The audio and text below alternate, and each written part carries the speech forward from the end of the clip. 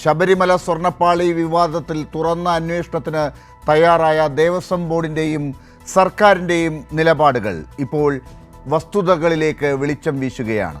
അവതാരങ്ങളെ പോറ്റുന്ന അധികാര ദുർവിനിയോഗത്തിൻ്റെ ഞെട്ടിക്കുന്ന വസ്തുതകൾ പുറത്തു വരുന്നുണ്ട്. 2019 സുപ്രധാന ദേവസ്വം ബോർഡ് തീരുമാനവും അത് ബോർഡ് സെക്രട്ടറി ജയശ്രീ തിരുത്തിയതിൻ്റെ രേഖയും ഇപ്പോൾ പുറത്തു വന്നതായി കാണുന്നുണ്ട്. എവിടെയാണ് തിരിമറി നടന്നത്? ബോർഡ് എടുത്ത യഥാർത്ഥ തീരുമാനത്തിൽ സ്വർണ്ണപ്പാളികൾ നവീകരണത്തിനായി ഉണ്ണികൃഷ്ണൻ പോറ്റിയുടെ കൈവശം കൊടുത്തുവിടണം എന്ന് പറയുന്നില്ല. എന്നാൽ സെക്രട്ടറി ജയശ്രീ ഇറക്കിയ ഉത്തരവിൽ ഇത് ഉണ്ണികൃഷ്ണൻ പോറ്റിയുടെ കൈവശം കൈമാറണം എന്ന് കൂട്ടിച്ചേർക്കപ്പെട്ടിട്ടുണ്ട്.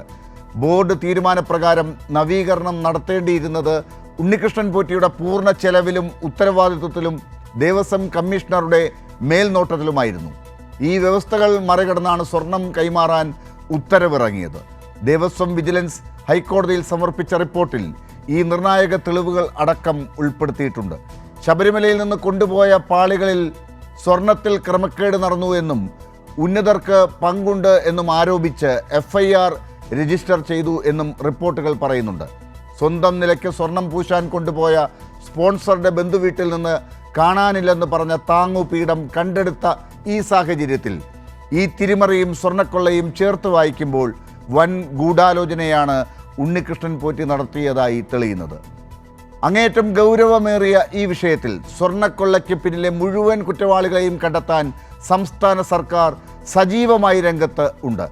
ADGPയുടെ നേതൃത്വത്തിൽ പ്രത്യേക അന്വേഷണ സംഘം SIT കേസ് ഏറ്റെടുത്തതോടെ ശബരിമലയിലെ സ്വർണ്ണക്കവർച്ച കേസ് പുതിയ വഴിത്തിരിവിലേക്കാണ്. സ്വർണ്ണക്കൊള്ളയ്ക്ക് പിന്നിൽ സെക്രട്ടറിയുടെ കൈകളിൽ ഒളിപ്പിച്ച ഈ ഉത്തരവുകൾക്ക് പിന്നിലൊക്കെ എന്താണ്? ഉന്നത ഉദ്യോഗസ്ഥരുടെ പങ്ക് എത്രത്തോളം ഉണ്ടാകും?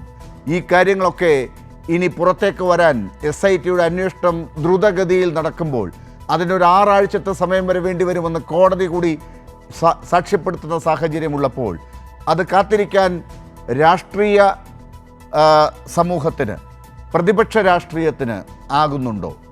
അതിൻ്റെ പേരിൽ എന്തൊക്കെ രീതിയിലുള്ള കളികൾ, ഷോകൾ നമ്മൾ കഴിഞ്ഞ ദിവസങ്ങളൊക്കെ കണ്ടു. ഇതൊക്കെ ഈ ഒരു വിഷയത്തെ മാത്രം മുന്നോട്ട് കൊണ്ടുവന്ന് ആളുകളെ, ഭക്തരെ, വിശ്വാസികളെ ഒക്കെ അസ്വസ്ഥരാക്കി, സംശയാലുക്കളാക്കി എന്തൊക്കെ നേട്ടം നേടാം എന്നുള്ള ചിലരുടെയൊക്കെ മോഹങ്ങളാണോ? സുവർണാവസരം തേടലാണോ?